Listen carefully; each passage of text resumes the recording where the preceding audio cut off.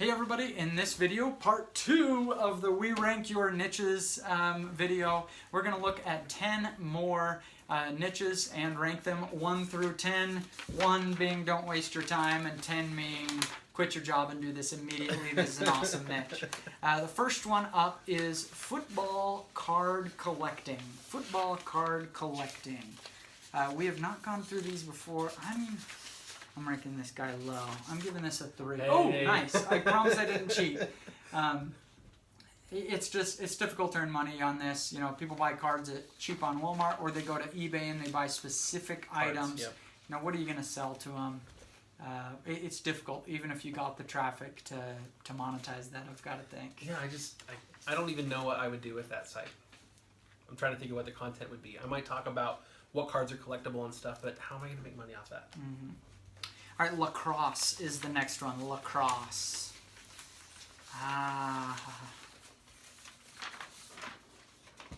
6'8", we're in the ballpark. Yep. My hesitations on this were you don't need a ton of equipment to play your lacrosse, and some of it is kind of a commodity type of item. You know, there's a difference between the shoulder pads and stuff, but you're going to do some research, and I don't know. You know, the cross itself, the stick, they're pretty similar, honestly. So people are going to go to Dick's Sporting Goods and they're going to pick one up, or they're going to be reading about this sweet one in a magazine and they know exactly what they want for their next cross. You could definitely do some crazy cool info products with, like, you know, coaching drills and stuff like that. That could be really cool.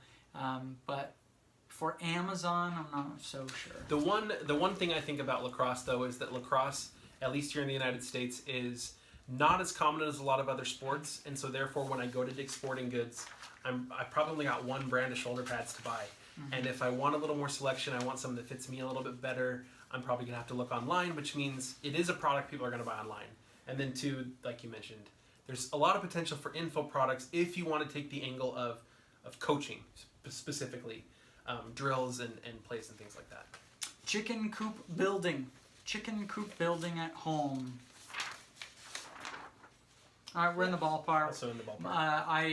I like the interest to this. I think you could get a lot of traffic to your website, especially like Pinterest traffic. Heck yeah! Yeah, but what are you going to sell? That's what to sell is an issue, because people are going to go to the Home Depot for the tools and stuff. You can certainly buy tools online, but a lot of people have the basic tools. And a lot of people think they can sell designs and plans, but there's too many free stuff. A lot of free stuff out there. So it's tough to sell information. You win this one. Yes! It's no more than a 5. All right, the next one is backyard movies. People who want to put a projector in the backyard, have a screen out there, you know, watch the big game out there or something like that. I'm calling this a 4. My concern was market size, that it's pretty specific. Yeah, this isn't something that everybody's going to do. In fact, it's a small fraction of people that are going to do it. And then it's just, there's not a lot of content to write.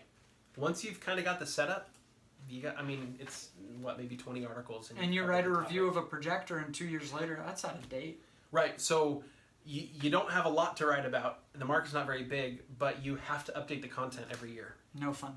Yeah. Okay, home theater. This is, you know, home theater guys. These guys want to build a big old home theater, do cool stuff. This one I get a little bit torn on for some reason. Me too. Dang. I'm torn on this one. I'm curious where you're going to go. Yeah, that's kind of how I feel too. I'm torn for a few reasons. One, it's technology. It's changing. You know, a review of a TV, it's way out of date next year. But audio equipment and stuff tends to stick around a little bit longer than things like computers and TVs. But screens in particular, TVs are going to be out. And there are a lot of other things, you know, you can do. I have a sweet remote upstairs that, you know, syncs to all of your different devices, and you press one button, it does everything for you. I hooked up my Amazon Alexa so I can say, Alexa, turn on projector Xbox One, and it switches from the TV to the projector, and it puts the projector screen down and switches all my inputs. And that's a lot of tutorials in there. They're cool stuff. You can explain a million different keywords you could have, which is exciting. It's technology, though, and you know, for the big keywords, the real money makers, you know, TV reviews, good luck, man. There's some Yeah. huge websites reviewing TVs. You would really have to take the angle of the tutorials for setup. Yeah, specific stuff. Really specific. Uh, And again, it's going to require regular updating. mm-hmm. Because even if maybe your audio equipment's going to stay a little bit more, stuff that's Alexa's compatible or Alexa compatible, it's probably still going to be Alexa compatible 2 years from now. Mm-hmm. But if you promote like a package of everything and the TV becomes out of date, well, now you got to go back and update the article anyway. Right. Even if it's only the TV that's out of date. You could do a lot of things with like home theater ambiance, though. They have those not LED, the Fios, the carbon, the fiber that like looks like stars on the ceiling and stuff. They're like $300 systems and stuff. You could do a lot of cool stuff with that, or building a little like we have a lower level and then a higher level of seats. Stadium seating. You could do some set up stuff. that kind of stuff that's not technology based at all. Especially is... I'm leaning more toward the 8. I think you could do it right. Just don't try to do TV reviews and stuff. You're going to get hammered. All right. Traveling with a large family. Traveling tips with a large family.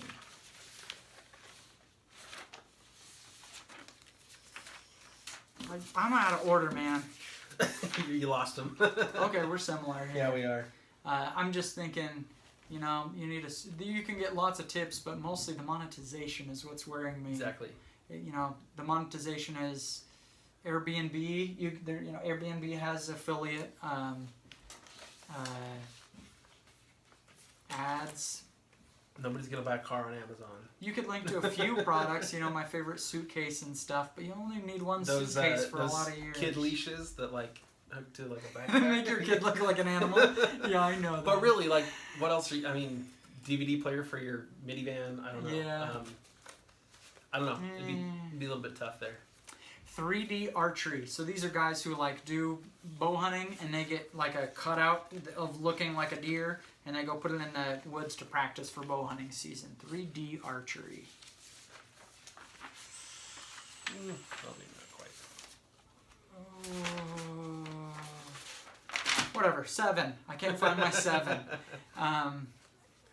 You were a little bit higher than me. Yeah. What makes you bullish on this one? I feel like there are enough good products. You could go all the way from bows to arrows to the targets and everything along that line. So I feel like there's plenty of products in a good price range. I feel like the bows they're gonna still buy in a local store. I guess that's true. Nobody's buying a bow And online. arrows, you gotta cut the arrows to be the right length. But the 3D archery targets you could do. Yeah, but what I've also release, found... you can do a release. Yeah, and I've also found, though, that cutting and fletching your arrows, to get the tool to do that, if you do very many arrows, it's cheaper just to buy the tool and do it. Yeah, you could teach people how to do it. So and if somebody's really into 3D archery, they're probably going to start fletching their own arrows.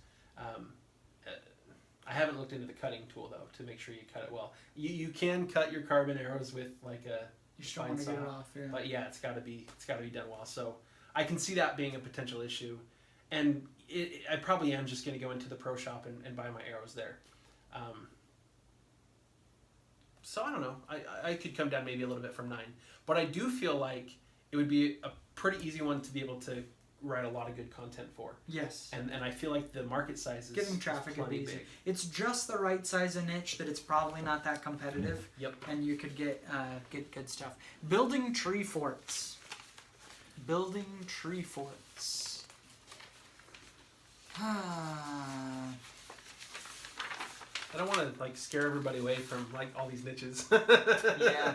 But we specifically came up with some examples, I think, that were not good ideas for your... monetization is a problem here. Exactly. You go to Home Depot and you have what you need. There It's could be like some specific building things, the chicken coops. Yeah, you could sell an info product, but people are just going to figure it out, whatever's in their tree. Yep. All right, next is golf. Just general golf. General golf.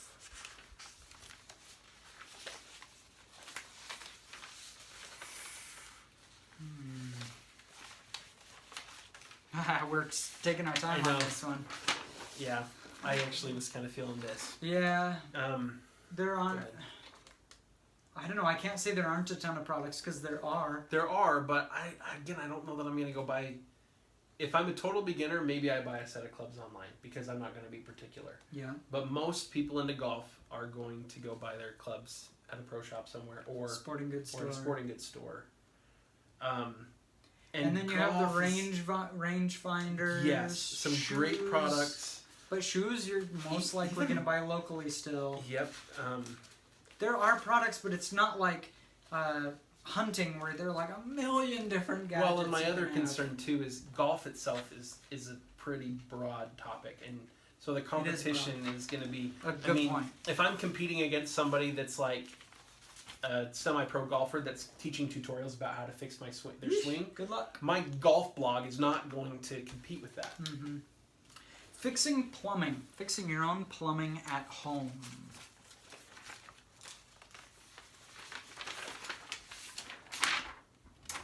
I'm killing this one. I'm killing it on monetization. That was my concern too. Any plumbing thing you're going to need, you're going to go to Home Depot because plumbing is often an emergency. That's I don't just like wake up on Saturday. It's like let's plumb, baby. See, I do. Usually, like, I personally do a fair amount of my own plumbing when it comes to like renovation project work. I enjoy doing it. I enjoy doing the renovation work, and so for me, a lot of the plumbing I do is not emergency. But I still don't go buy it on Amazon. Almost every time, it's easier for me to just go buy it local. So I agree with you there 100%. The only reason I rate it a little bit higher is that I do feel like in an emergency that people are going to want to find the information they can find as quick as possible. Yeah. And knowing that hiring a plumber probably costs at least $100 to get to your door. That said, in an emergency, I'm probably not taking chances. So. And also, if my problem is my outdoor faucet is leaking, I'm probably going to go to YouTube for that. That's true. Probably not going to read a blog post. Yep. So I'm a bit high, even at a 5. Magic, like magic tricks and stuff. Like not Magic the card game. No, there's magic tricks. Ooh. We might disagree on this one. I'm giving it a 7. Yeah, we disagreed on this one. The tools and stuff aren't going to be real expensive to buy on Amazon as an Amazon site, but I bet there are a ton of affiliate programs for DVDs of how to learn it, courses. Yeah. My concern is, and affiliate projects for like courses and that kind of stuff, yes. If you're like teaching magic, like I'm going to teach a trick on my site, it'll be way more effective on YouTube. Way more, yeah, that's true. Which is why I ranked it as low as I did. Okay, I can see that. Lots of ideas for making your niche site. We've gone through quite a few of them in this video and one we did before. When you're ready to begin your project, go to incomeschool.com and click on Niche Site School, and you can work with us directly. We're going to give you feedback about your niche, how easy it's going to get traffic, and how easy it is to monetize to make sure you don't spend a year working on this project and then it ends up falling down on something that we could have helped you with right from the beginning. And also you get our exact step-by-step process that we follow for picking the domain name, putting WordPress on there, designing the website, writing the content, getting the traffic, monetizing it, exactly what we do. So check it out, incomeschool.com, and then click on Niche Site School. Bye.